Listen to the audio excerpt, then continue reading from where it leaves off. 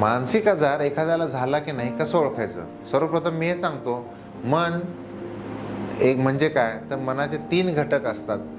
Theory आपण part बाजूला ठेवू, प्रॅक्टिकल विचार केला तर मनाचे 3 घटक असतात: थॉट, इमोशन आणि बिहेवियर. आम्ही याला ट्रायंगल म्हणतो, इक्विलिब्रियम ट्रायंगल.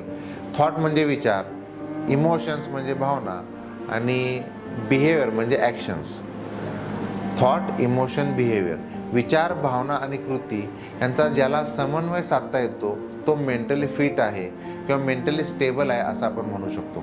या तिन्हीपैकी एकही जर घटक जर बिघडला असेल आणि त्या बिघाडामुळे माझं दैनंदिन जीवनात जर व्यत्यय निर्माण होत असेल, म्हणजे स्कूल गोईंग स्टुडंट आहे तो शाळेला जात नाही, हाऊसवाईफ असेल तर घरकाम करत नाही, ती जॉब करत असेल समजा तर जॉबला जात नाही, कॉलेजला जाणारी व्यक्ती असेल तर कॉलेजला जात नाही, असं जर असेल म्हणजे इम्पेअरमेंट आहे, त्याच्यामध्ये काहीतरी बिघाड निर्माण होतो दैनंदिन जीवनामध्ये, असं जर असेल तर त्या व्यक्तीला मानसिक आजार झाला असं आपण म्हणू शकतो.